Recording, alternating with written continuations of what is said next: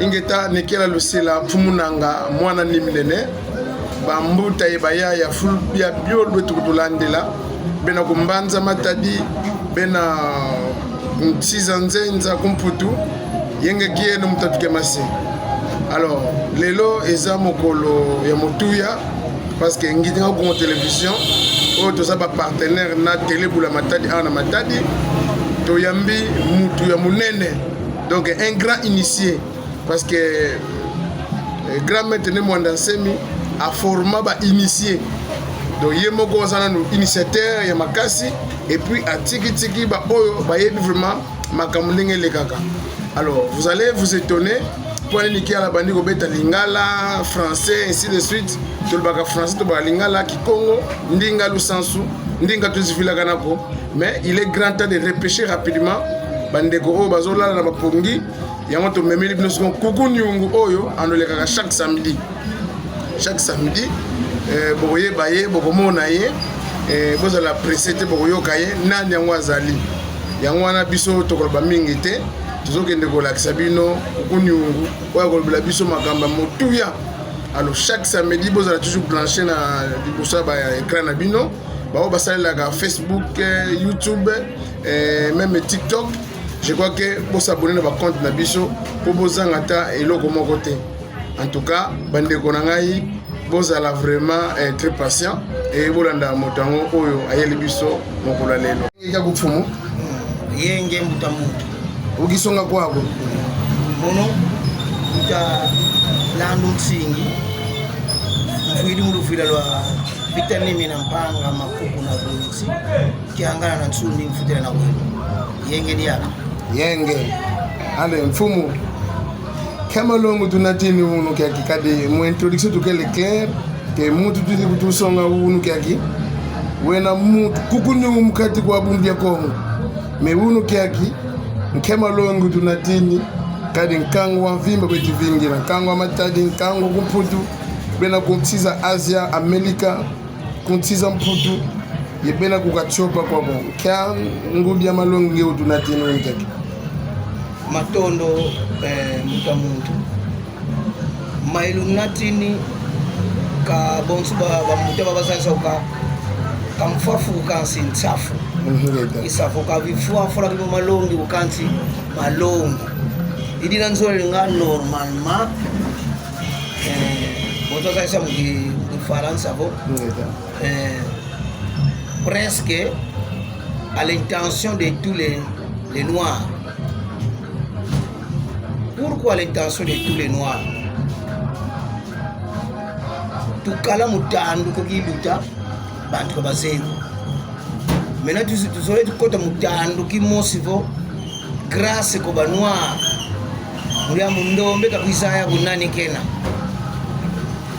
Idina tu ça là par tous les moyens à l'intention de tous les noirs. Ndinga zilana 60 kwani mais kimanzo ilivyo ba Kongo balanda. Bakongo kimo bazimbisa ntete ndinga ukena bakongo bavilisa ndinga bakoma kwa bonso kutibwe. Alors mbote tout ça là par tous les moyens baba kusa bavisa qu'est-ce qui tout ça ça ba tout kota fitu mu Kongo to kileta fioti kilivo ba sino situ kala bonso eno kadiambo kompumu ngeye wafana mula wa Kongo kale takadi même lingala pe okota nango lingala tout le même français lingala vraiment allez mfumo me ngudia samu kia ngudia samu. Pourquoi l'homme noir n'invente absolument rien? Wow. Donc ndombe asala a inventa kate eloko ya représenter na baninga na yeki oyo asali ya to yebite bika to sei si peut-être bakolo bakeno noir banda mukile banda noir a inventé parce que banda tanyo so 21e siècle noir asali eloko te oyo représenter yina nyonso o nyonso komona isa na noir c'est que a importé kia.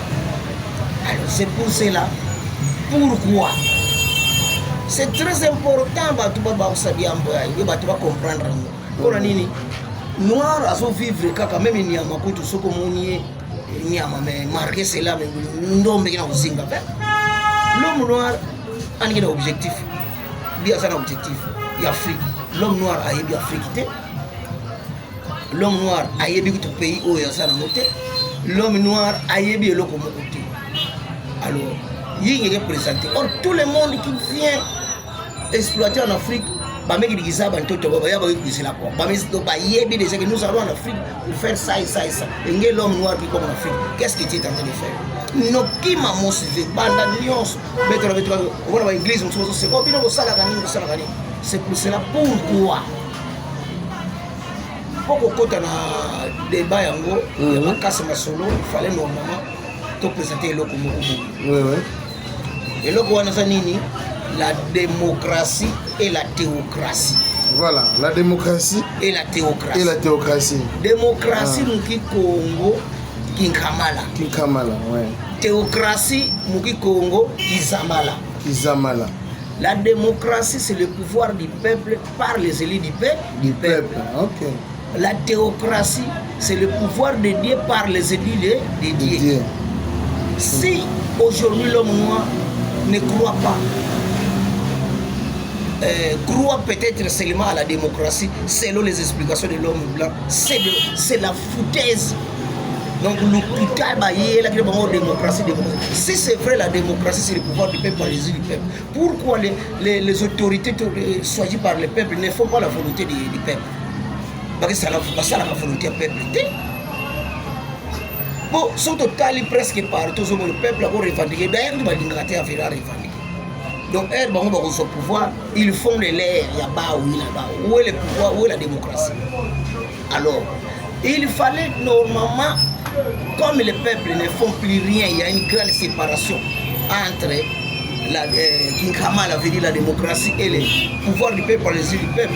Alors, il faut prétendre maintenant à la théocratie. Parce que là où l'homme cesse de travailler, c'est Dieu qui travaille, qui va maintenant faire l'intervention. Et ça, quand on a les son esprit va continuer toujours à travailler. C'est ça notre problème. Alors, comme nous sommes devenus des chrétiens, des croyants à ne pas raisonner, il y a un français, il y a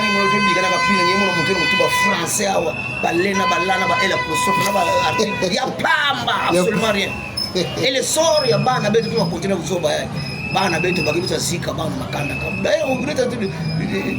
d'être expulsé,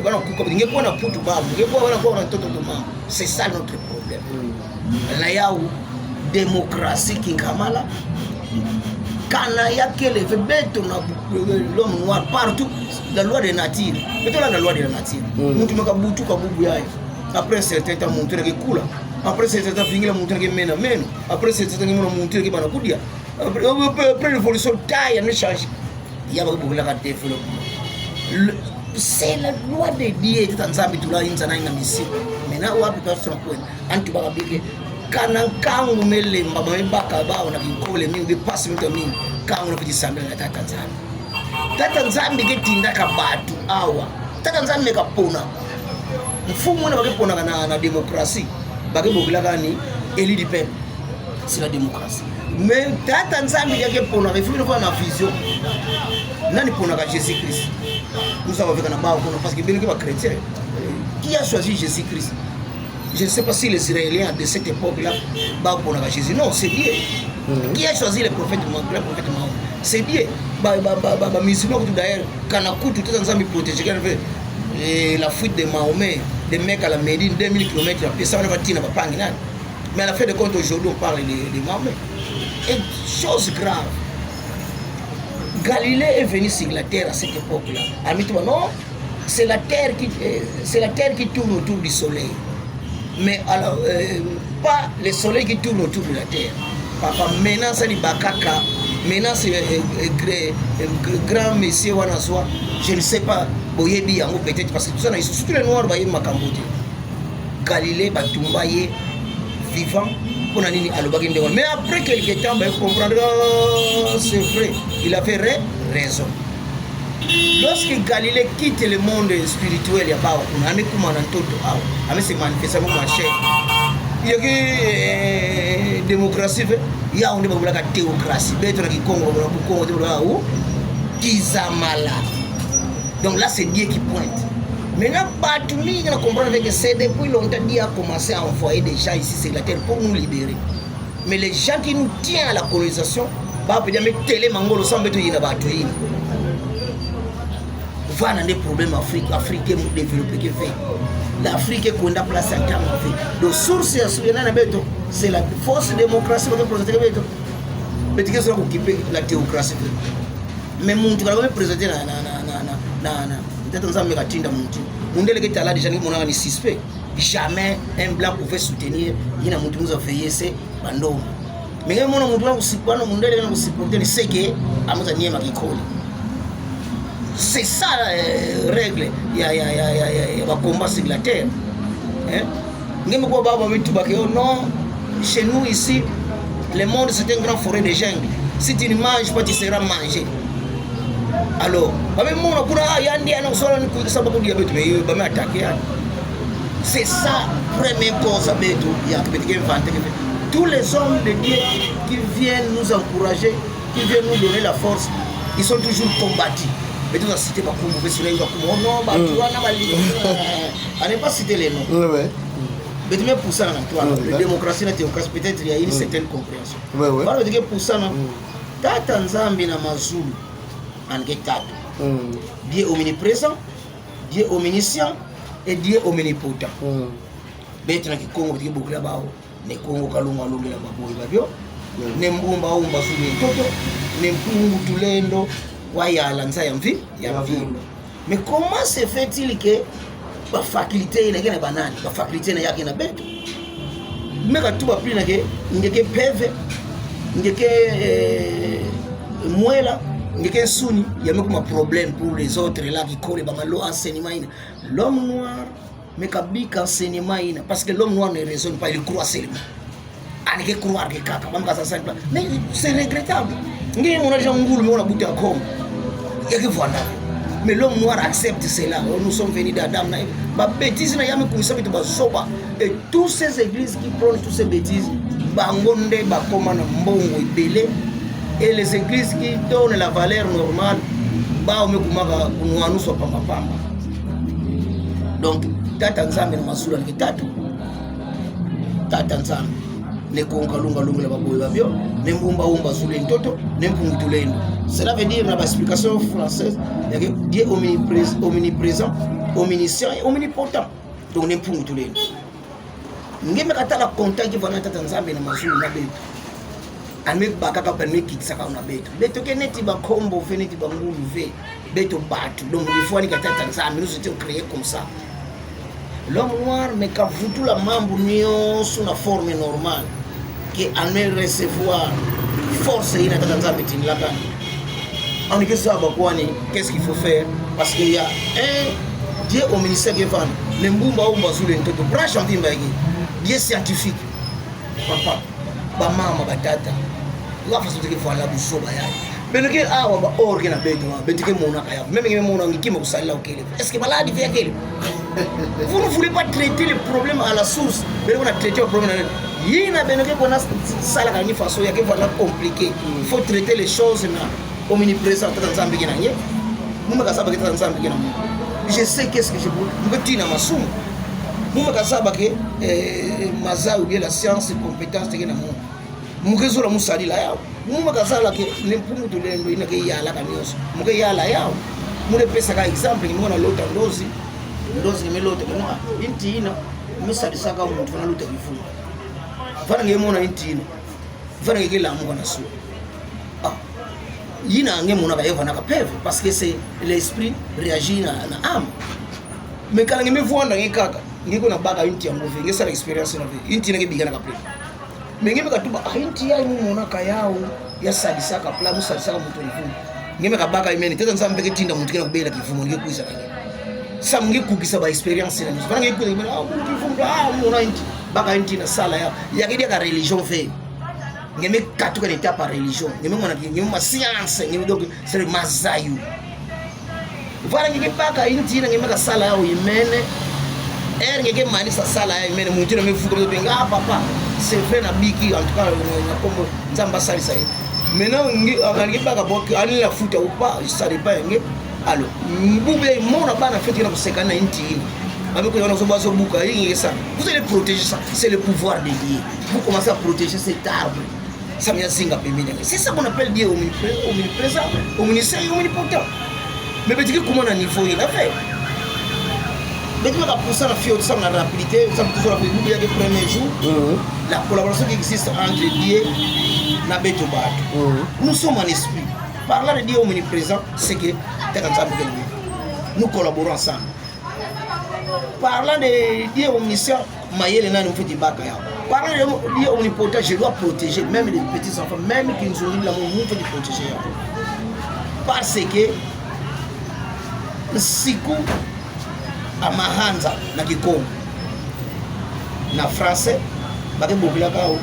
la loi de l'univers yametubake muntu kezingaka kitwali na bima ina muntu pesalaka metata nzambe salaka muntu wena nkalasani yengi semono za tata za ye si Dieu ne veut plus de vous quand on dit à fait ensemble les bima ina kwanika yawan ke changer que ça ya kumani kalasani ngi la attention avec la force cosmique de l'univers parce que beaucoup de gens ngolo za maranza force cosmique de l'univers c'est très dangereux neti que ensemble quand on dit avec ami bana kufema ngolo mingi qu'est-ce qui va se faire bima tuti ya ngi sala mingi dia mupepe maza na ntoto bete beka tala kaka gange mona bajura ngema mwini kena kubima dia avec mwini ngolo trop c'est qu'il y a un problème mamu pepe mko kusala mingi c'est qu'il y a un problème comme bete par exemple en Europe na kuna na Amerika na mambo na umoja bame ça va tellement bagé ba mayele bame ça nous sommes combattus par Dieu il y a un problème mais comment maintenant va faire foutir la kalasani na tata nzambi kana basaba voilà le problème parce que si bien nous foutir la kalasani na tata nzambi il faut voir na manière alors berge quoi na nini donc tout base union se passe à bête parce que mais la religion fait donc la religion c'est la base de bonne collaboration entre le monde invisible et le monde visible. Parlant de la religion, est-ce que dans l'Afrique, il y a la religion africaine, il y a un monde asiatique, il y a une religion. Les Asiatiques vivent là, c'est mon occidental. Si vous allez dans le monde asiatique, vous n'avez pas de bouddhisme. Vous n'avez pas de chrétien, de shindoïsme, de musulman. Mais parlez-moi de la source de la religion africaine. Comment vous voulez inventer? Voilà. Comment vous voulez inventer? Et puis, si c'est le cas,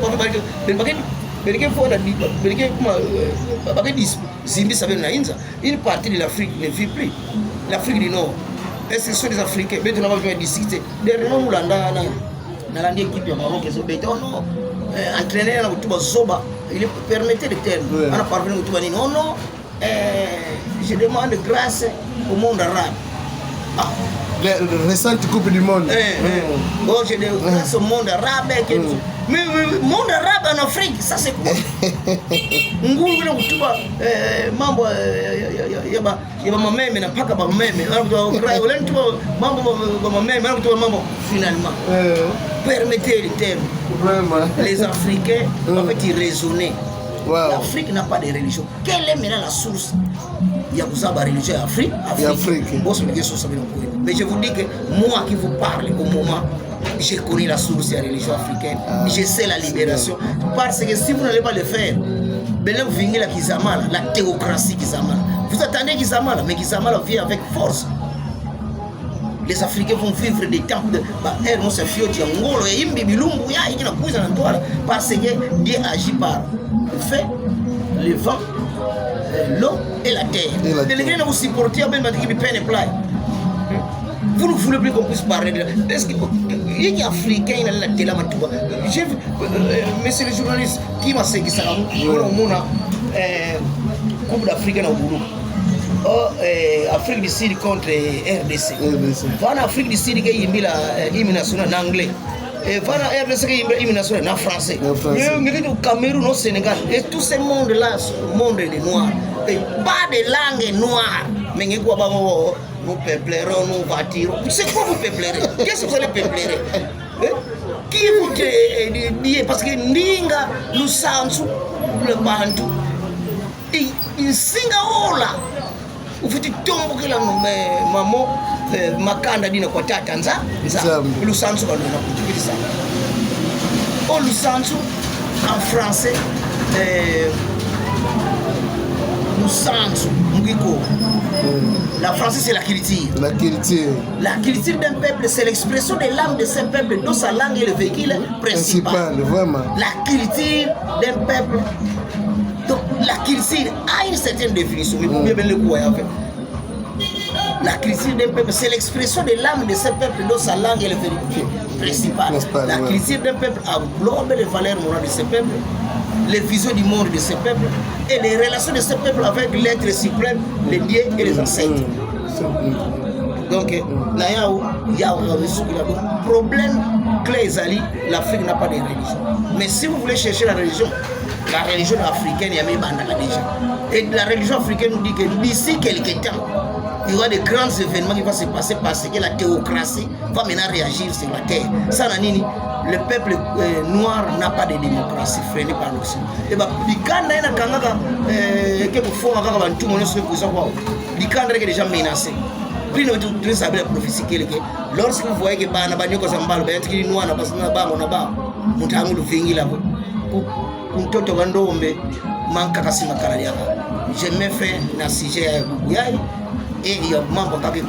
excusez-moi, par rapport à exposé, je sais que alors le président burkinabé Ibrahim Traoré qui va dire bientôt il y aura l'arrivée d'un albinos noir. Est-ce que l'arrivée d'un albinos noir? Albinos noir, il n'y a pas de albinos veut dire Ndoundou veut dire donc albinos c'est une race, il y a mais en réalité, comme les Burkinabés, le peuple c'est un peu développé, pas développé. Rouge, couleur rouge veut dire couleur la politique, mais sans esprit. Parce que si moi je me nomme au nom de Moutaland, je donne ma clan. Il y a des Ibrahim Traoré, il y a des gens arabes. Mais avancé qu'il n'a pas, par l'arrivée de cet homme-là qui arrive. Et ça c'est des revendants graves. Parce que je sais que les chrétiens à ce moment ils ne vont pas mais à quoi ça sert les pensées d'un ignorant? Donc les pensées ignorants ils vont dire qu'on a toi là il y a des moments donc Burkina Faso a ça déjà en voie. Et si vous allez en Burkina Faso, peut-être il y a un qui est Ibrahim Traoré, peut-être un qui s'amala. Mais il attend le vrai Kizamala de l'esprit. Très bien. Il y a un dépôt. Voilà, Matondo Maombo Kombuta Landu Tsingi, les grands élèves, il y a les grands Nemwandansemi. Donc les grands élèves, il y a les grands Nemwandansemi. Kadi mamingi tuwidi, ye mamingi diaka, tuna intatu ye muwa. Donc landila kwa ntangu, je crois que prochainement tu n'as balancer vimba émission yayi ye kwenda vimba kaka.